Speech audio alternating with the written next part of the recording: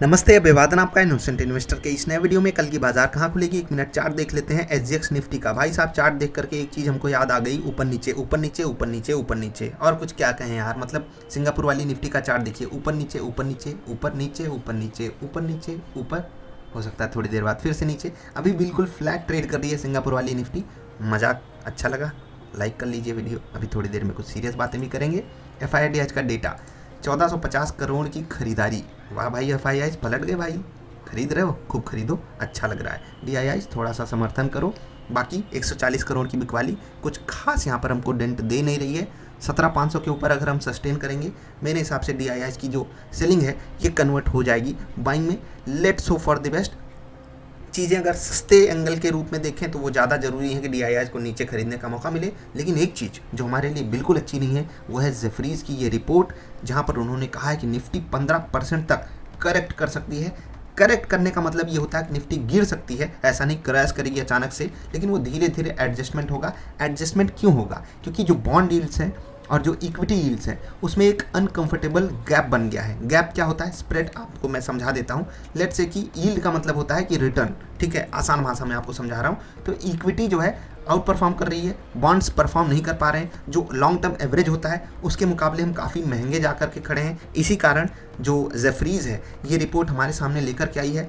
मैं ये नहीं कह रहा हूँ कि आपको जेफरीज पे पूरा भरोसा कर लेना है, लेकिन अगर जेफरीज ने कहा है तो थोड़ा सा हमें अपनी रिसर्च करनी चाहिए।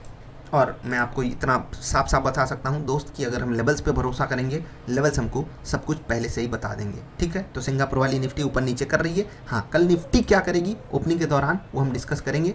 थोड़ा सा पहले पिछले दिन का आपको चार्ट दिखाना चाहते हैं। कितना नीट एंड क्लीन हमारे लेवल को सम्मान दिया बाजार ने। आपकी बदौलत आप तक ये लेवल्स पहुँचते हैं, इसलिए मैं आप ही से रिक्वेस्ट करता हूँ कि आप ट्रेड कीजिए।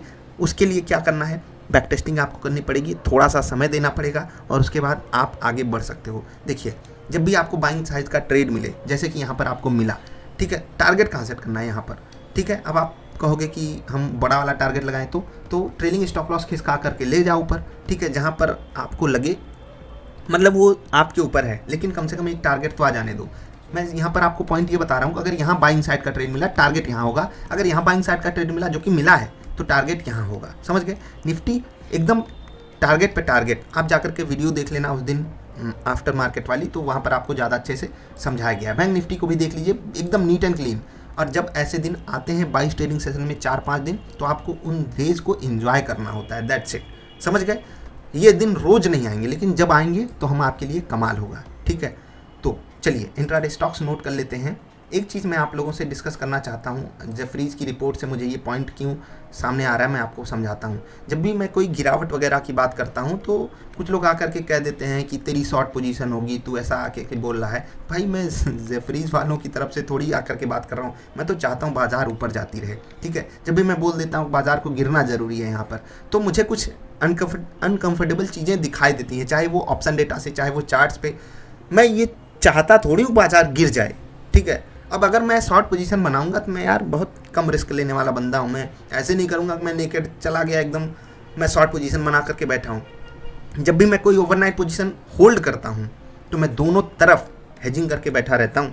मुझे कोई रिस्क नहीं लेना, मुझे ऐसा लॉस नहीं चाहिए जो मुझे पहले से ना पता हो। मैं हमेशा यही चीज़ हमेशा सिखाने की कोशिश करता हूँ। और सिखाने से एक बात याद आई, आज एक बहुत कमाल की घटना घटी और मैं उसको बहुत ही सीक्रेट बोलूँगा, ठीक है। सीक्रेट क्यों, अभी आप समझोगे।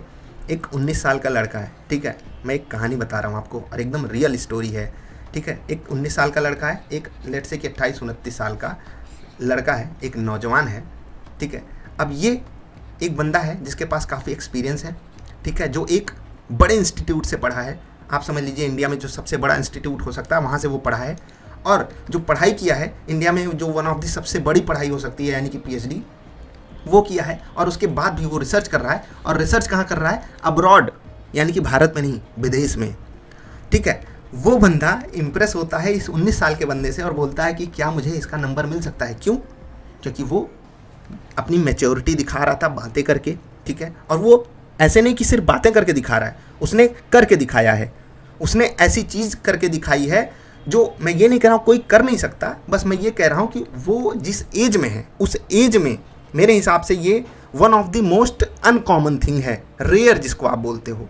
और यहाँ पर जो सीक्रेट बात मैंने ये बोली, यहाँ पर इम्प्रेस होने वाली सीक्रेट बात बोली, क्योंकि ये 19 साल के लड़के ने अगर इनका नंबर मांगा होता मैं इसको बहुत ही नेचुरल बात बोलता कि वो इम्प्रेस हो गया, देखो यार इतने बड़े इंस्टीट्यूट से इतनी बड़ी पढ़ाई करके एब्रॉड वाला बंदा आकर के बोल रहा है, तो मैं इम्प्रेस हो गया। और 19 साल वाला लड़का अगर उनका नंबर मांगता तो मैं इस बात को कुछ खास मायने नहीं देता, लेकिन ये बंदा मांगा। यहाँ पर मैं ऐसा नहीं कि इसकी बहुत तारीफ़ कर रहा हूँ या इनकी कोई बुराई कर रहा हूँ, मैं सिर्फ ये बता रहा हूँ कि इनका सिलेक्शन देखिए कितना कमाल का है, और इस बंदे के पास जो काबिलियत है वो कितनी कमाल की होगी। और ये कहाँ से आई, ये काबिलियत कहाँ से आई?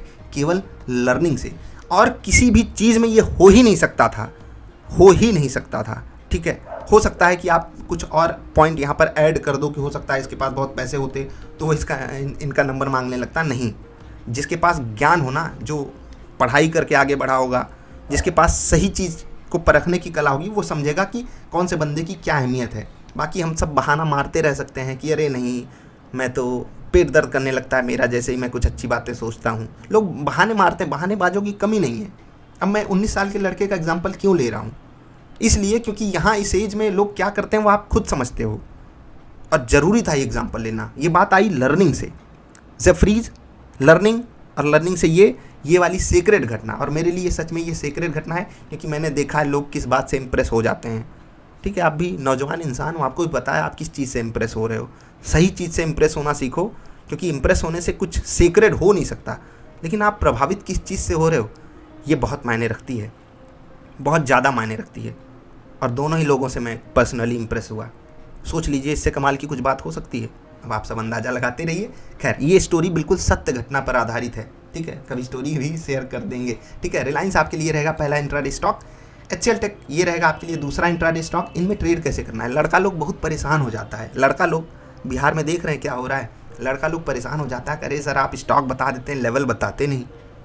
तो भाई लेवल अगर सच में जानना है, इच्छुक हो, अगर सच में सीरियस होकर के ट्रेड करना चाहते हो, तो पिवट पॉइंट वाली वीडियो देख लो, आपको स्टॉप लॉस सामने सामने मिल जाएगा। उसके बाद आप अपनी गणित वहाँ पर लगाना सीख सकते हो।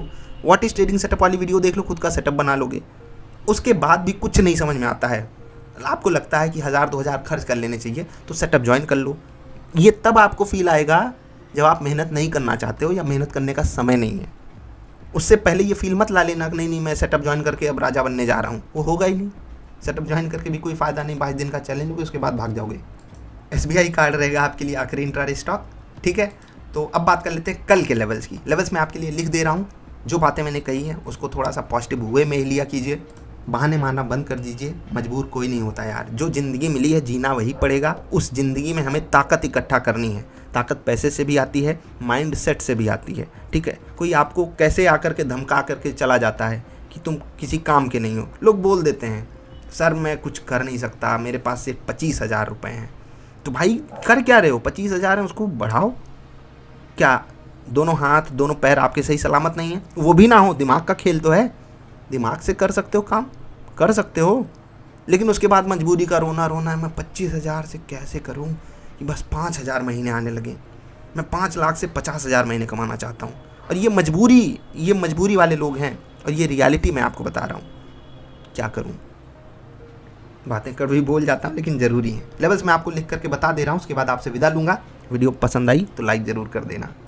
चलिए नोट कीजिए, लेवल्स आपके सामने हैं। आई होप सब कुछ आपको क्लियर होगा। ये 17,505 है, 439, 377, 562, 593, 664।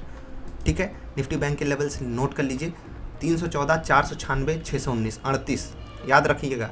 38,046 है, 46 है ये। ठीक है, 37,891, 37,777। ठीक है, 37,777 समझ गए। अब आपसे विदा लेने का समय है। वीडियो देखने के लिए आपका आभार। कल बाजार कहाँ खुलेगी, कितना ऊपर नीचे है अभी? 17,532 फ्लैट है यार, मतलब इसको क्या बोलोगे, पॉजिटिव या नेगेटिव? ऊपर नीचे ऊपर नीचे ऊपर नीचे ऊपर नीचे। मिलेंगे फिर से। वीडियो देखने के लिए आपका आभार। नमस्कार।